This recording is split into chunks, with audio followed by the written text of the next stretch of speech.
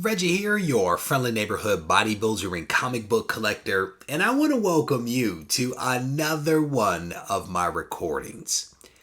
This is the third time that I have recorded this recording, and I've recorded it 3 times, hoping that this one is going to be the one that I ultimately can move forward with, but the others just didn't work for me, so we will see how this one actually goes.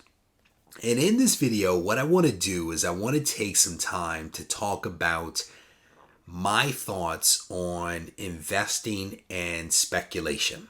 And this, in some respects, will be like an opinion recording. There may be some facts in here as well, but it's going to be a lot of opinion, my thoughts, my perceptions, my beliefs. And yours may be different. Yours may align with my thoughts. And in the end, we will see. We will see based upon the comments and feedback that you guys give me.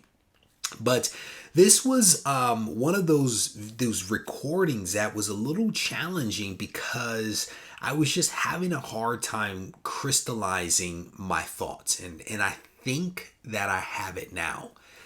And what I will say is that I firmly believe that comics are a form of investment. And I know that a lot of people will hear that and they will automatically, groan based upon me simply saying that comics are a form of investment. But they are.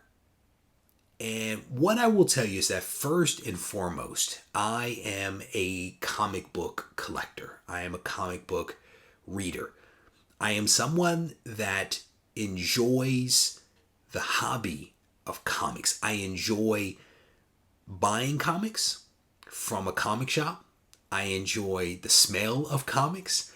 I enjoy bagging and boarding and sorting and organizing comics.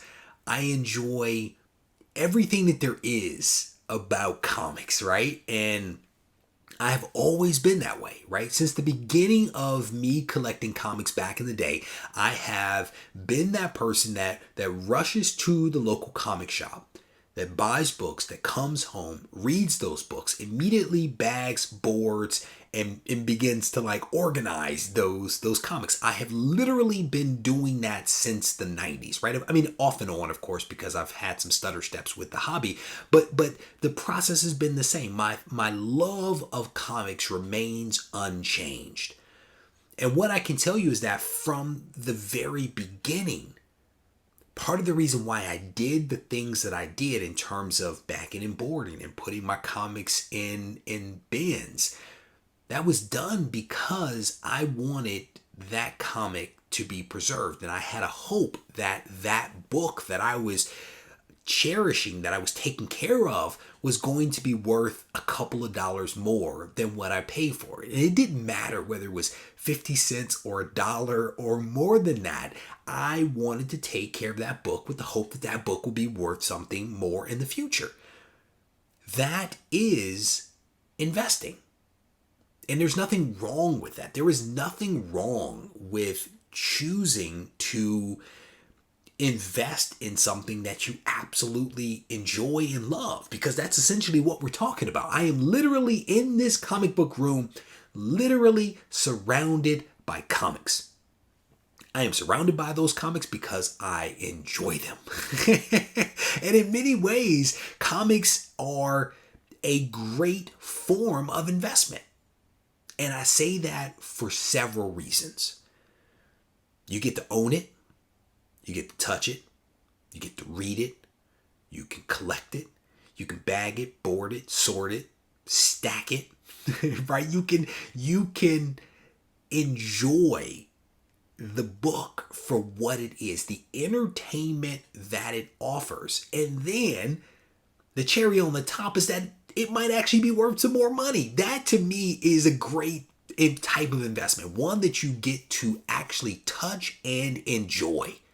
That to me is a great investment. There's a reason why at one point in my life I invested in real estate, because my theory was this: if it all went to put, at least I could live in the thing, right? At least I had a tangible building that I could go to, that I could look at and know that it was mine.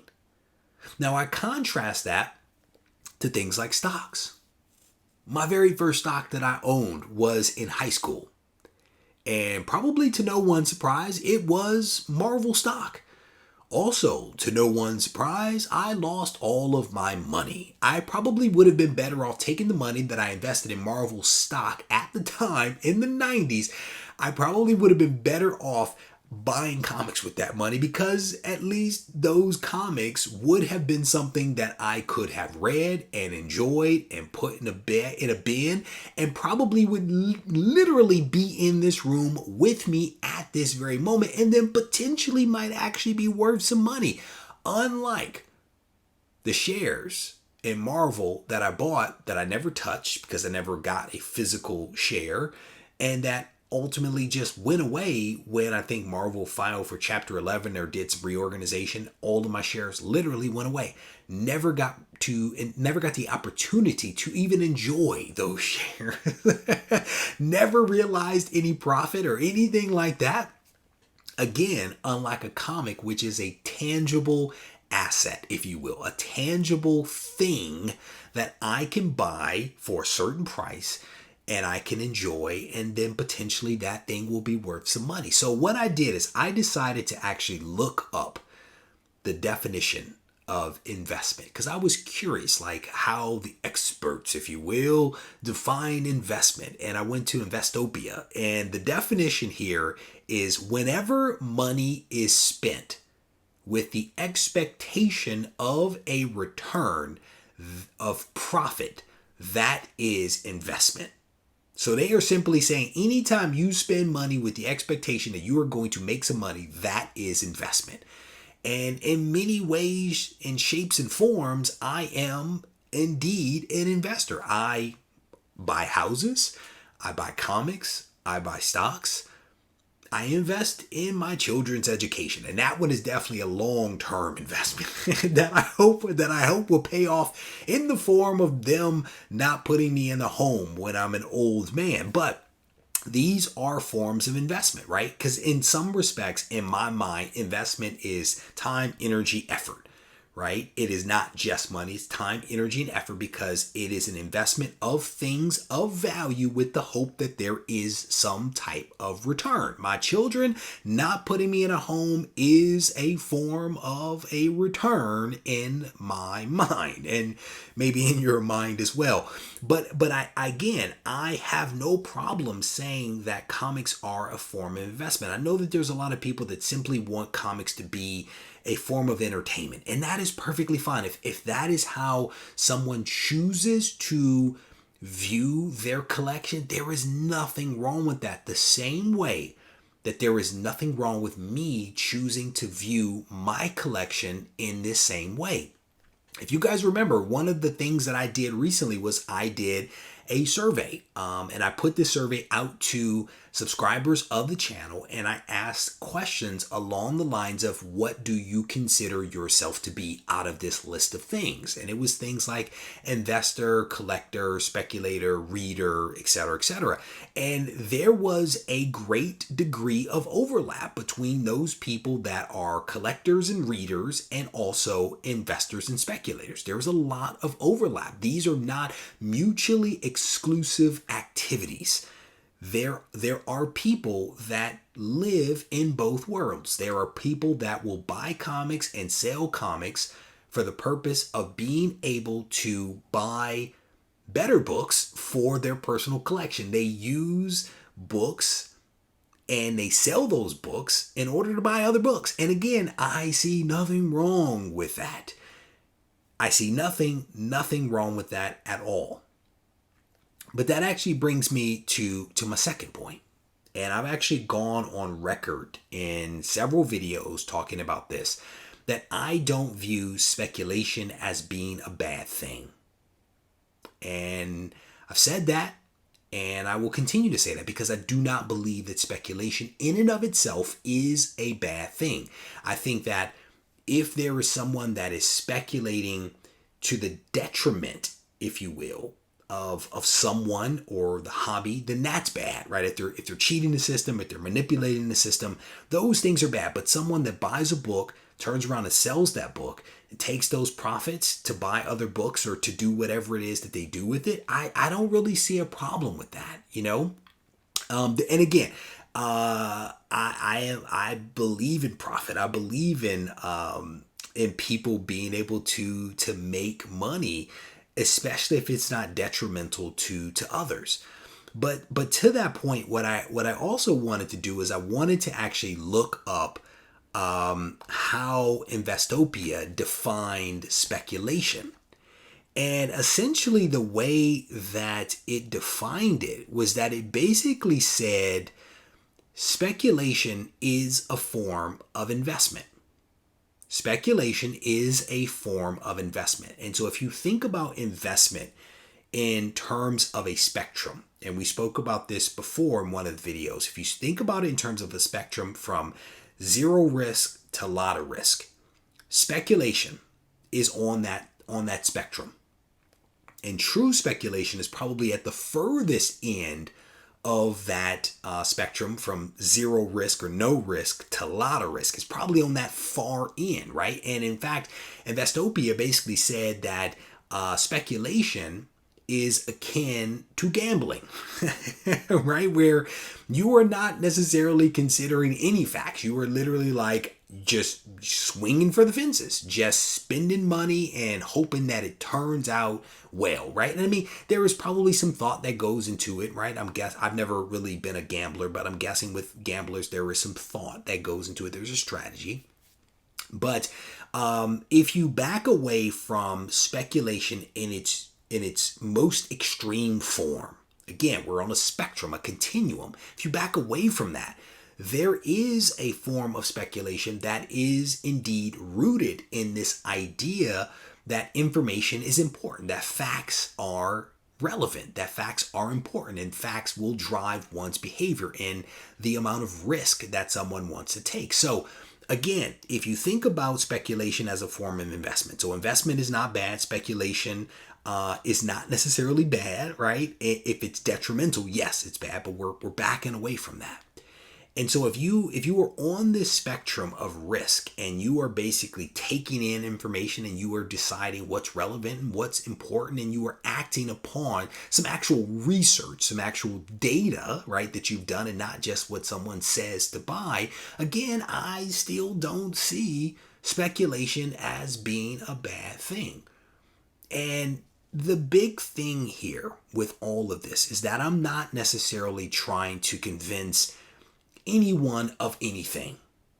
That is not my gig. But what I am trying to do is to give folks a couple of things to think about, to consider whether investment in comics is a bad thing or not. Because if you think about it, let's think about it. Marvel, DC, Image, Boom, Ablaze Studios, TKO, all of these creators that are out there, they are doing this as a job in many ways. They are creating intellectual property for the purpose of sale. They are printing books. They are publishing books for the purpose of sale. They are making money on these things. So profit isn't necessarily a bad thing. It is the underpinning of the industry, right? Without the money, without the profit, then there would be no publishers. There would be no creators. There would be no comic shops, no Diamond, no Lunar doing any of this stuff. So profit can't necessarily be a bad thing. I think that what people oftentimes object to is the extremes, right? I get that. And that's why in the past, I've also spoken about why we can't just paint with the broad brush and make these general terms like investment is bad, speculators are bad, because it's all very nuanced. In my mind, again, profit isn't necessarily a bad thing. Speculation, investment aren't necessarily bad things. And so I will encourage people to try to keep an open mind about some of this stuff. Because I've read the comments where people are like, speculators are bad.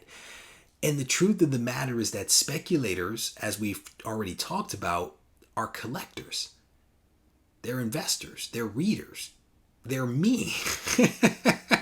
They are literally me in some respects. They are other folks that are trying to get X-Men #1 or Fantastic Four #1 or Amazing Fantasy #1. They want to get those books, and what they're trying to do is to use some of these smaller books, some of these books that may have come out recently that have popped up in value. They are trying to use some of those books in many respects to be able to buy those Silver Age books, those Golden Age books, those pre-code horror. And they're doing it in such a way that they're using the hobby itself to actually fund their pursuits and their goals. And again, we have to think about this thing not just from our own point of view. We have to, in many ways, consider other people's perspectives. And I told you guys this before. I asked my father-in-law, I said, Dad, what is one of the secrets to a good marriage? And his comment to me was, learn this phrase, you could be right. And what that basically says is that you should try to keep an open mind, and you should be receptive to the fact that someone else's point of view or perspective on a situation could be just as valid as your own. And that's sometimes hard to do. But taking a step away from what you think and believe and want and being open and receptive to someone else's point of view actually creates a lot of opportunity for people to be able to come together and to recognize that there's a lot more similarities than there are differences. And again, this is not about telling you what to do or to persuade you to one point of view, but it really is about trying to get people to open up their mind a little bit to someone else's point of view. With that said, I'm going to wrap up this recording. I want to thank you guys for taking the time to listen. I hope that you enjoyed it. If you did, I want to encourage you to hit the thumbs up button, to leave a comment behind so we can mix it up in the comment section. If you need to reach out to me, you can do that on Instagram at Regie Collects. And if you're feeling frisky, head over to Discord and hang out with us over there. We are in the Discord every day, all day, having a ton of fun. So swing by and be part of the magic. Take care.